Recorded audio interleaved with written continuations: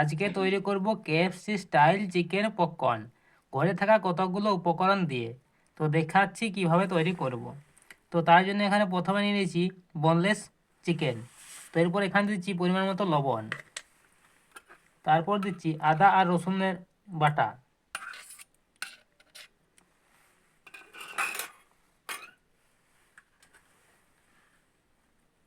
তারপর দিচ্ছি 1 চামচ জিরে গুঁড়ো, কাশ্মীর লঙ্কা, ঝাল লঙ্কা,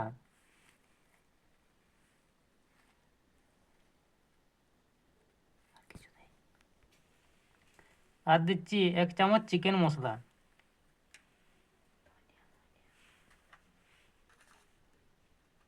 আর হাফ চামচ ধনে গুঁড়ো। এরপর এই মশলাগুলি মাংসের সঙ্গে ভালো করে মিশিয়ে নেব।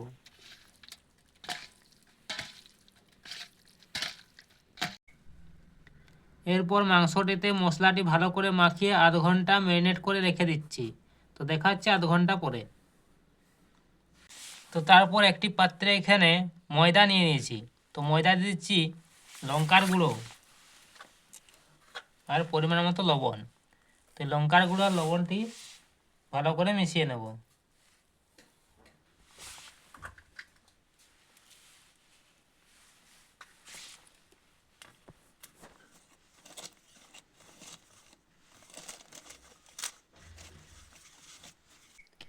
তো চলে এলাম আধ ঘন্টা পরে।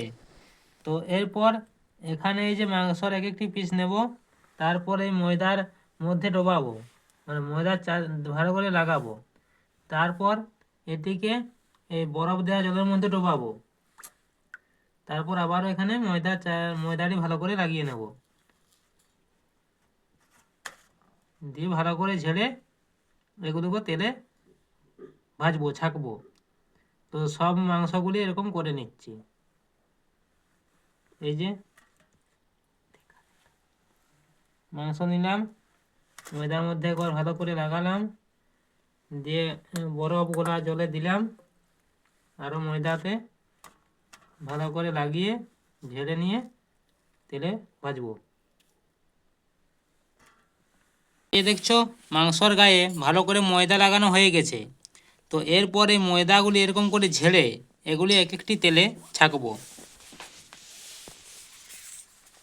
এই যে গরম তেলের মধ্যে ছেড়ে দিচ্ছি। তেলের আঁচটি মিডিয়াম রাখতে হবে এখানে, নাহলে মাংসগুলি ভেতর থেকে কাঁচা থেকে যাবে। তো ঝেড়ে ঝেড়ে সবগুলি একটি একটি করে ছেড়ে দিচ্ছি।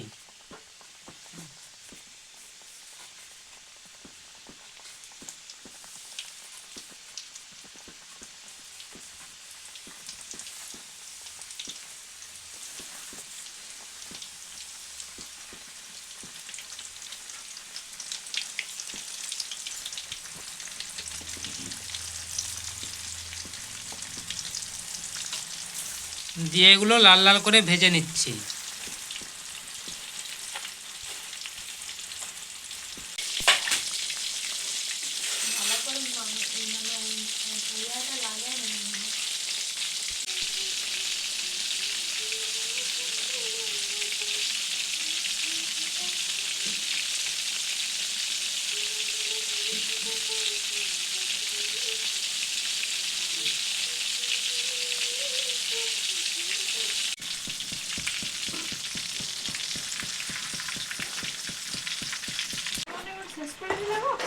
চিকেন পপকর্নগুলো লো আঁচে ভেজে নিয়েছি।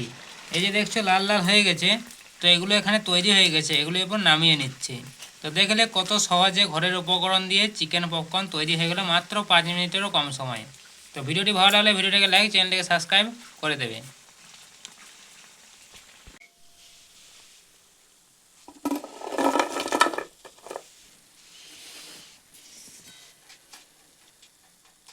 দেখুন।